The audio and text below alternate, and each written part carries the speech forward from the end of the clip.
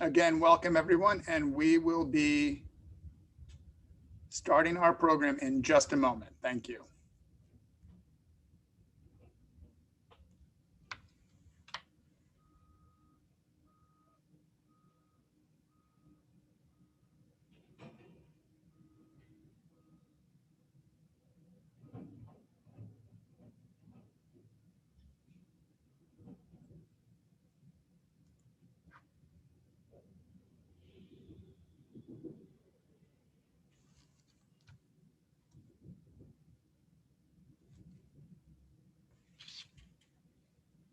As we wait to begin our program, I'm going to ask our student participants to come back on the screen with me, and we can introduce ourselves to our audience as we wait for Andrew Yang to join us.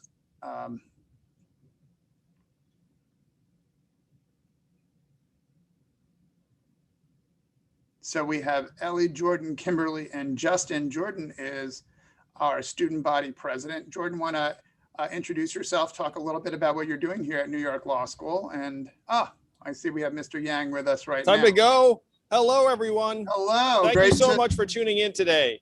Thank you to Dean Crowell and all of New York Law School for hosting this wonderful series and giving me the opportunity to speak with all of you. Before I begin, I want to take some time to acknowledge Jean Kim. As a survivor, she took a very brave step this morning. It's never easy to tell your story when it's this kind of experience. I know from supporting my wife, Evelyn, and sharing hers. So thank you, Jean, for your courage today. I'm joining you all today from Seward Park Cooperative. You can see the backdrop here downtown. 25 years ago, I moved to New York City to go to law school, like maybe some of you did a little bit more recently. I got a ton out of the education I received upon arriving here, just like so many of you are. And I have to say, it's more fun being on this side of the lectern than on that side. Not just a lecture on housing law today, but to share how we plan to dramatically reshape how this city builds homes for New Yorkers.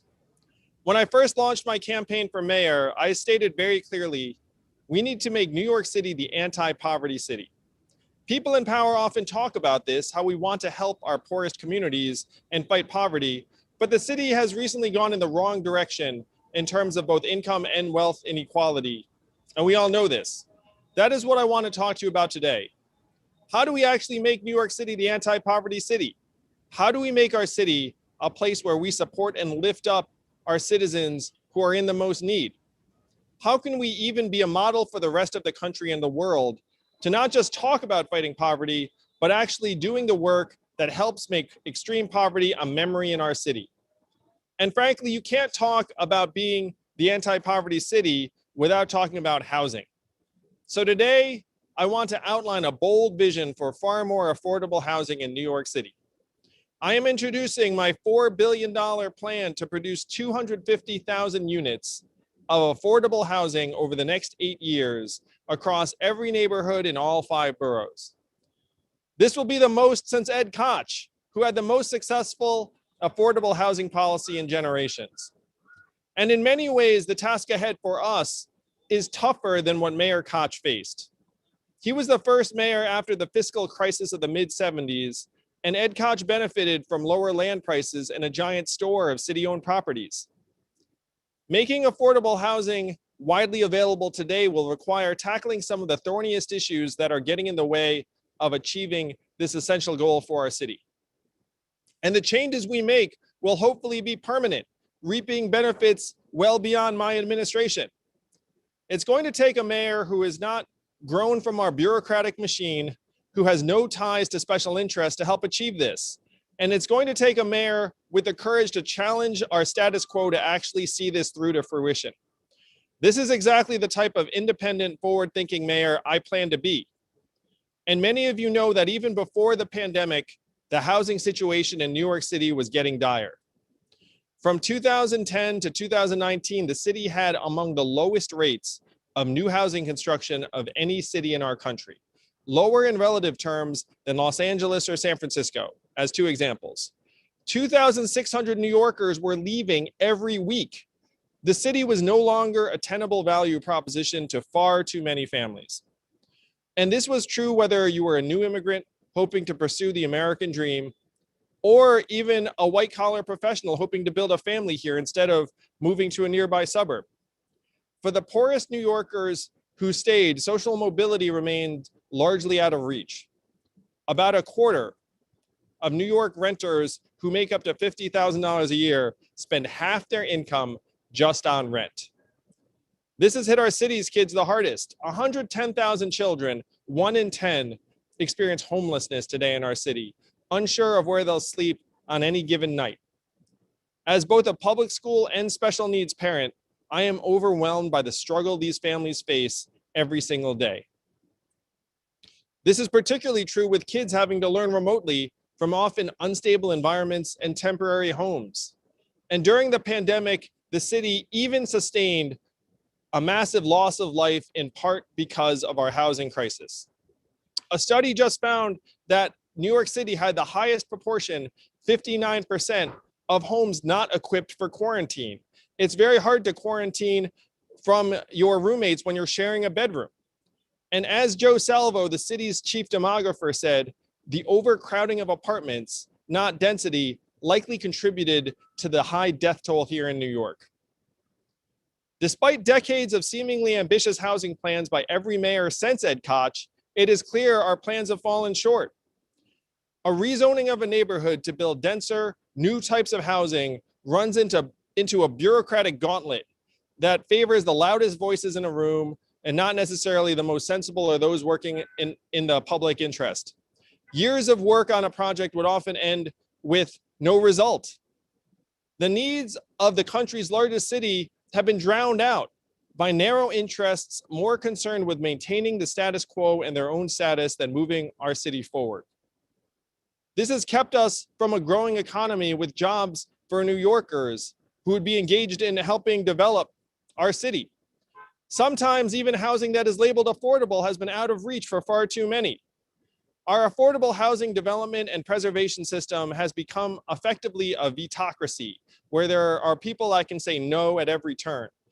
It's leading to dysfunctional and suboptimal outcomes as the new normal. And frankly, I can't blame any one person or group for opposing any one project or immediately being distrustful of the process. Our system itself now breeds skepticism and mistrust. How can we turn this around? We need to start embracing innovation, not just in our laws, but in our governing culture to meet the housing needs of New Yorkers right here today and those wanting to grow a family here tomorrow. Ultimately, my housing plan is designed around action, abundance, and hope. So I want to share the two overarching parts of my affordable housing plan with you all today. Structural reforms to allow for increased housing construction and a spending and resource commitment I will deliver on as mayor.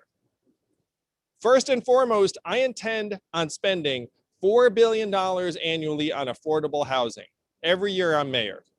This investment would allow us to build and preserve 30,000 affordable apartments per year, which would average more than the highest totals during the de Blasio administration. These units will primarily be for people and families who are struggling the most to get by. This money will be used in part to convert outdated and underutilized hotels and office buildings into affordable and supportive housing. I have already promised to create 25,000 units through such conversions by the end of my first term. And in fact, since I put forward this proposal, President Biden and Senate Majority Leader Chuck Schumer, who we owe a great deal here in New York City, thank you, Chuck Schumer, they've secured federal funding for these kinds of conversions. Second, I will actually leverage city-owned land. The city of New York yet owns thousands of parcels, many of which can be used for housing. We may have less land than we did under Mayor Koch, but we can still use his playbook where it worked while we have the opportunity. For years, reports have made it clear that there are shovel-ready properties on public-owned land that aren't moving forward. And that will change starting next year. But as important as the spending is, we need to get to the root cause of why our city isn't producing affordable housing more efficiently. If elected, I plan on working with the city council to eliminate member deference. Well, what's member deference? Right now, when the city pursues a rezoning of a neighborhood or a major project, not only must the plan survive the legal process known as ULURP, but it also has to be approved by the local council member in an informal process known as member deference.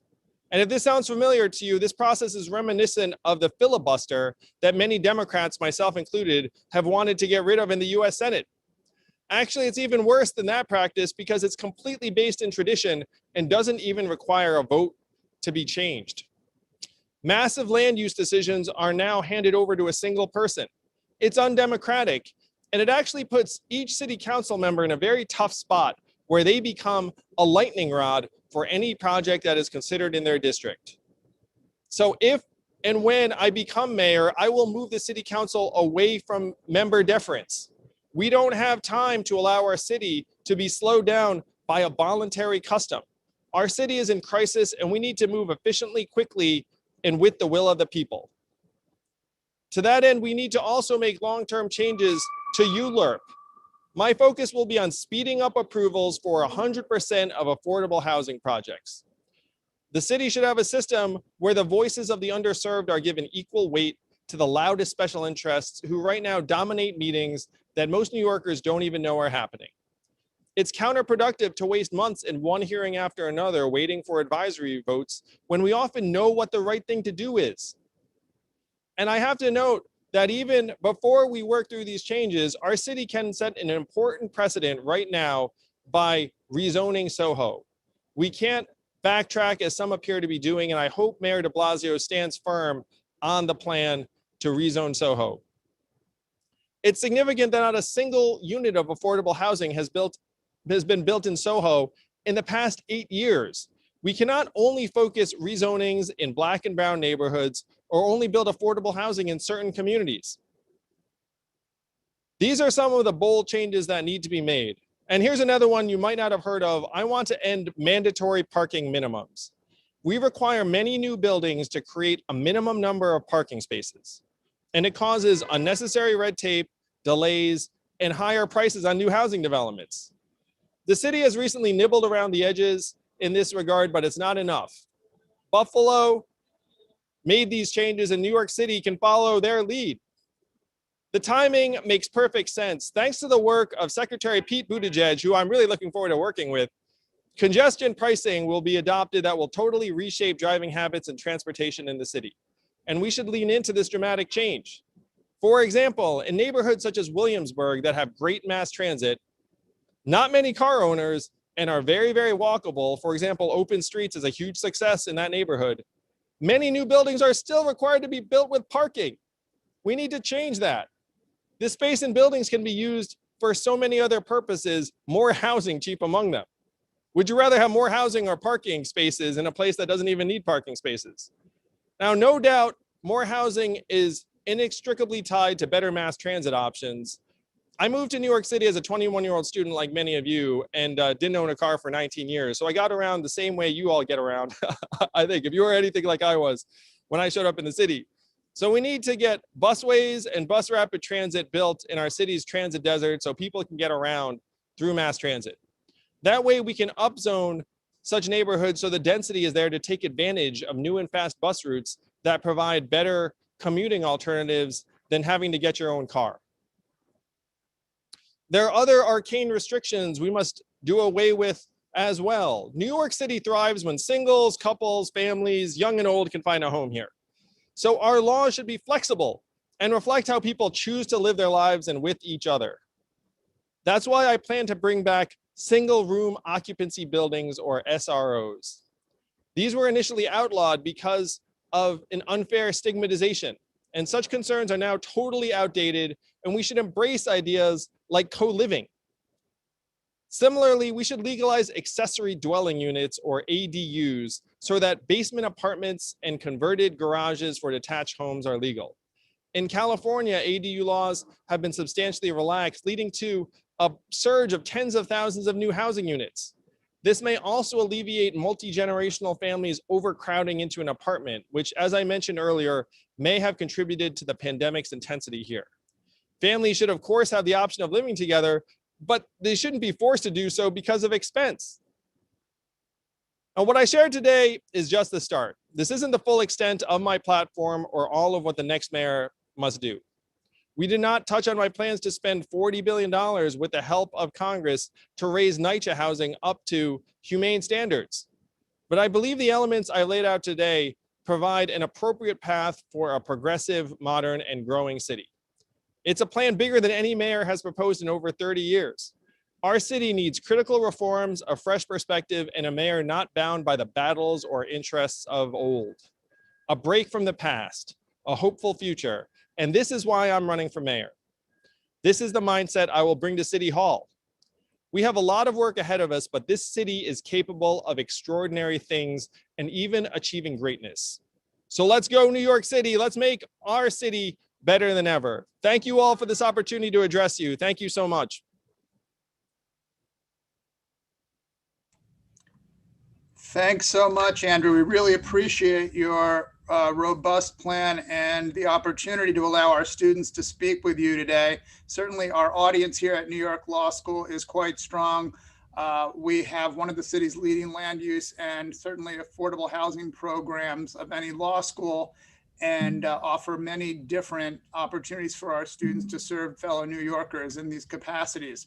With us today, and they'll be coming on the screen now, are 4 of our students who have a number of questions they would like to ask you, many of which are related to the topics you just outlined, and also some additional topics on leadership.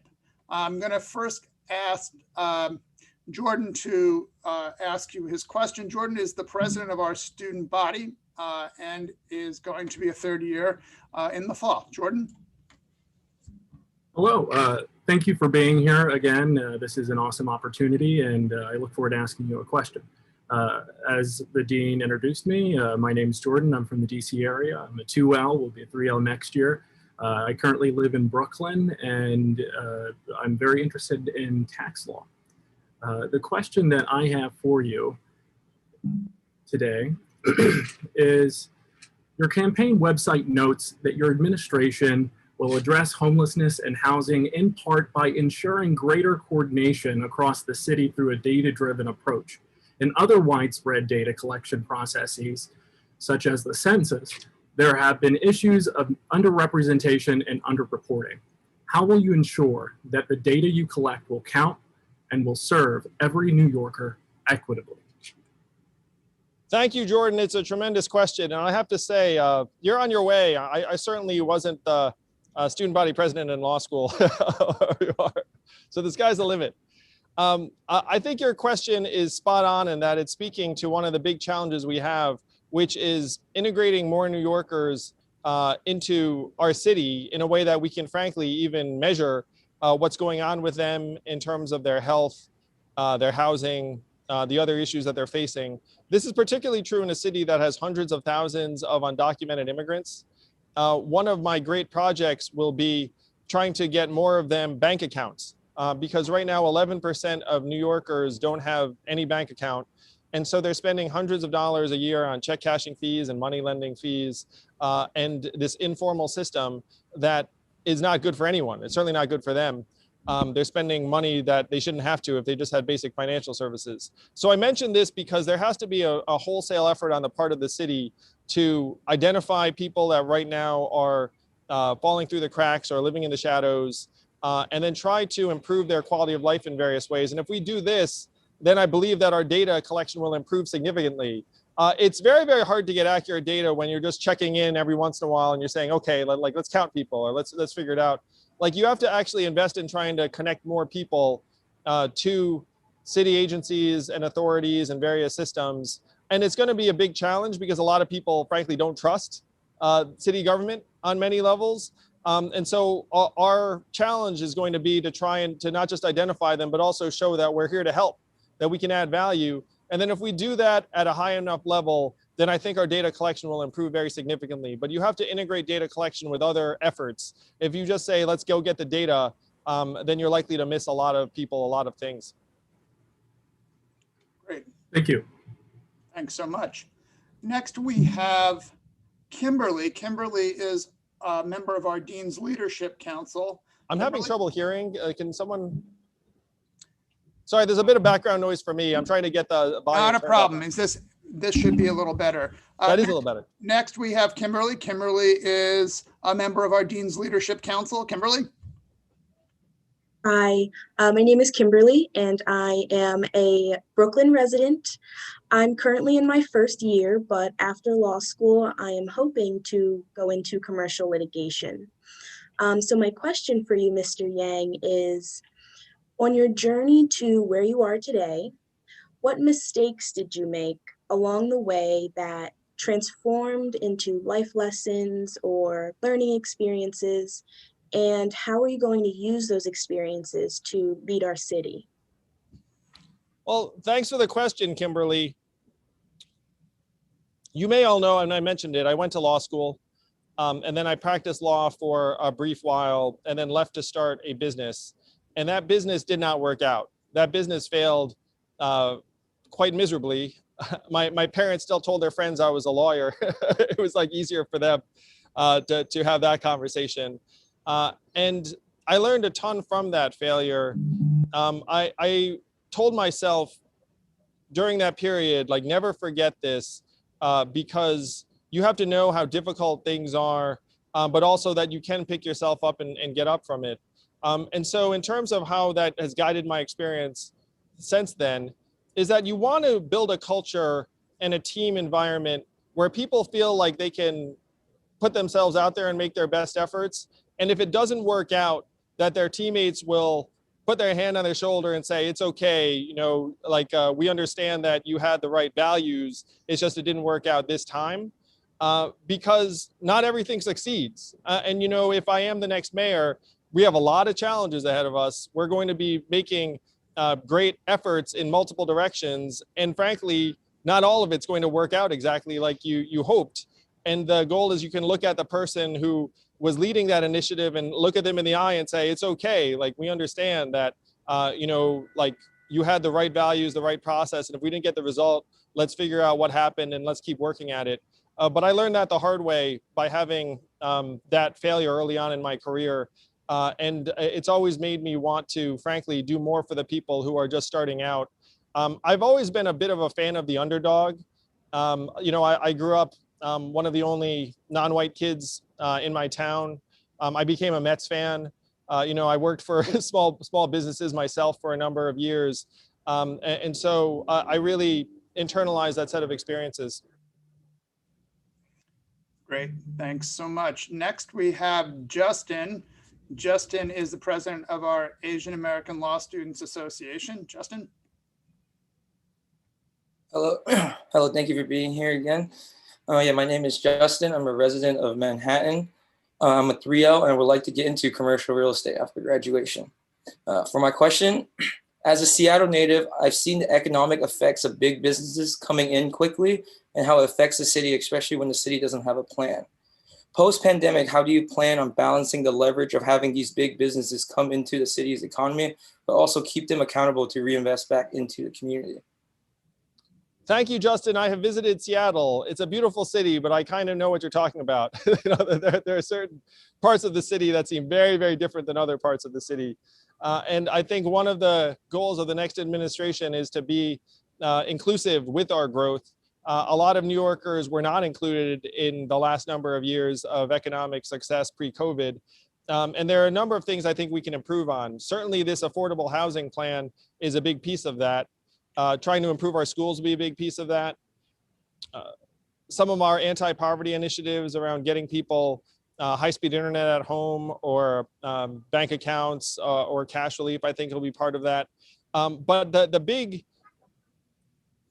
big lesson, I think, from other communities is you have to be deliberate. Like, you can't expect the market just to figure it out, because the market is going to favor developing certain neighborhoods over others. It's going to favor very high concentrations of wealth much of the time. And one of the big purposes of city government is to try and make it so that the gains are more broadly distributed in different ways, and that people can enjoy some of the benefits of the city more equitably. It's one reason why, for example, rezoning Soho is so important, because if you have new affordable housing units in that community, then people will be able to participate in some of the business growth and success that we hope to catalyze. And I will say that it's mission critical for the next mayor to make it so that the jobs are coming back and the businesses are very happy to invest here. Because right now our city is down 600,000 jobs or so. I think that number is coming down progressively as we start to reopen. But it's going to be very, very difficult for us to achieve our goals if people aren't excited about our city's environment economically for businesses small and large. Great, thanks so much. And next, we have Ellie. Ellie is also a 1L and a member of the Dean's Leadership Council. Hi, Ellie. Hi, Mr. Yang. My name is Ellie. I'm a Queens resident and I'm a 1L. After graduation, as of right now, I'm hoping to work in family law matters. Your administration seeks to launch the largest basic income program in history, aiming to end extreme poverty in New York City by putting cash relief directly into the hands of 500,000 New Yorkers. To make this goal a reality, your administration plans to invest $1 billion per year, distributable through New York City's existing Municipal Identification Program, ID NYC, and a proposed People's Bank of New York. What are the first steps your administration will take to garner the political and public support necessary to make this vision a reality? It's a great question, Ellie, and I'm happy to say that now versions of this are being launched in Los Angeles and about half a dozen other major cities. And right now, New Yorkers can sense that our people are hurting and that there are a lot of folks who are this close to losing their homes or winding up in very, very desperate circumstances. So the case I've been making, which has been resonating with a lot of New Yorkers, is that we're all well served if we're investing some level of resources, keeping people in more stable and secure environments, than having them wind up in our sheltering system, or even worse, on our streets, or another institutional system that is very, very costly. Right now in our sheltering system, New York City is spending up to $6,000 a month housing a family in our sheltering system. In our criminal justice system, the amount is staggeringly high. It's much higher than that. And so the goal is to keep people in more stable and secure environments. And one of the things that actually is tied in is what Jordan was asking about, is it's actually going to be an incredible challenge even identifying people who are in extreme poverty in New York City, because so many of them are undocumented.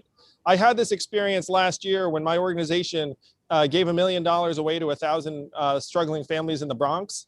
And it was actually quite difficult to identify the 1,000 families that you could get the money to quickly, where we ended up going through a partner called Neighborhood Trust. It's a financial services organization for the working poor. So the reality is, even as we're galvanizing resources and building political will around this, the challenge in real time is going to be identifying New Yorkers who are struggling in extreme poverty, even to be able to have them get an ID NYC, a bank account, and be able to transfer funds to them. I think that this is going to be a major project of our first year. We have to move as quickly as possible, because even as we're trying to get back these 600,000 jobs that we're missing, there are going to be a lot of people that are still left behind. And the sooner we can stabilize the situations they're in, the better it's going to be for all of us. Great. Kimberly, you have a question on right to counsel. I do. So in response to COVID-19, right to counsel has been expanded in housing cases. How would you amend the law permanently to expand the scope of the law so that more residents are eligible for legal services beyond certain eviction cases, and to cover a wider array of landlord-tenant disputes? Kimberly, it's such a great question. They really are teaching you the right stuff at the law school. because the right to counsel has been an enormous positive for keeping people in their homes. It turns out that if you have representation, the odds of you staying in your home shoot up. And so my goal is to make the right to counsel universal for anyone within several times of the poverty level. Like if you make above a certain amount of money, then you'll be okay. And if you need to hire a lawyer, you can do so. Maybe one of you in a little while. Which of you wants to like commercial litigation? Sorry, I'm trying to remember what you all wanted to do.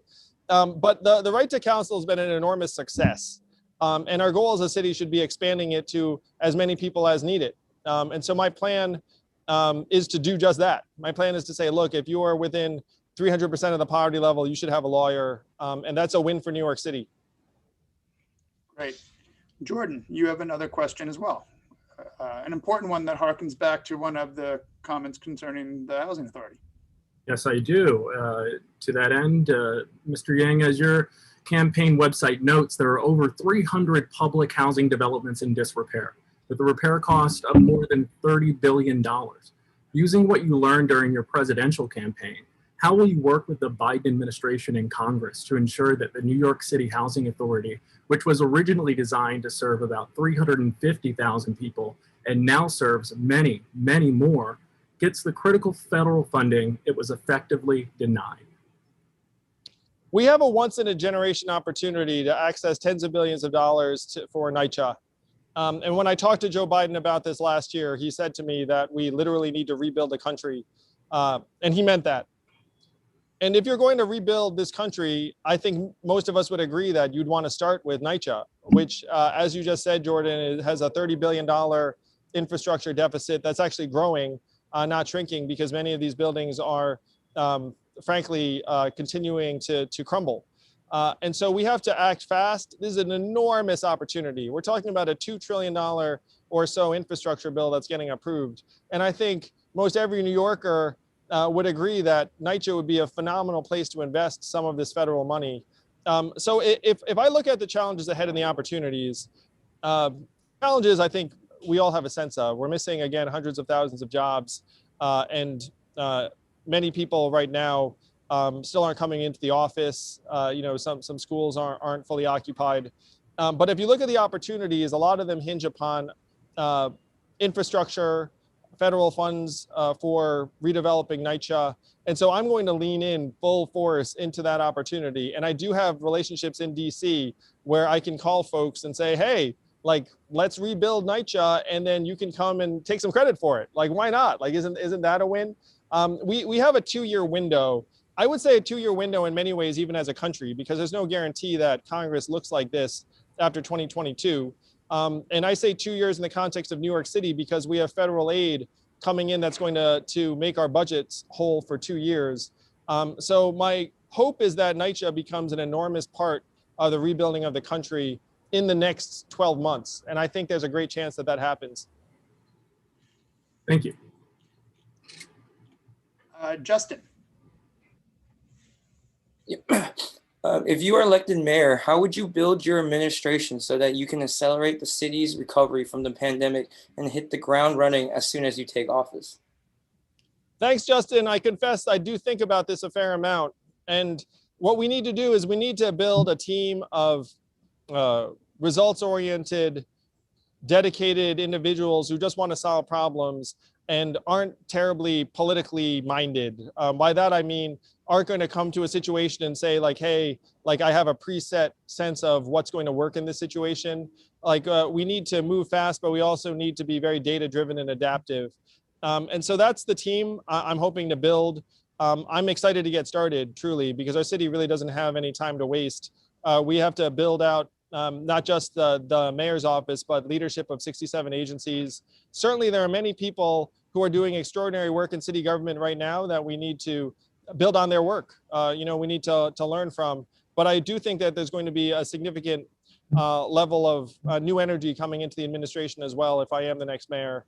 And again, I can't wait to get started. Great. Just want to thank you all so much for this opportunity. Thank you, Dean Crowell. Look at these lawyers of the future, the next generation. I'm going to do everything I can so that by the time you all graduate, there are opportunities here in New York City and that we're excited about what lies ahead. So grateful to you all. You remind me a little bit of me when I was your age, but you're actually ahead of where I was, significantly ahead. Thank you all very so much. Thank you. Thank you. Thank you, Dean thanks to Crowell. our Really students. appreciate it. We appreciate our student leadership here as well. Thanks so much. We hope everyone enjoyed today's presentation. Everyone, appreciate it.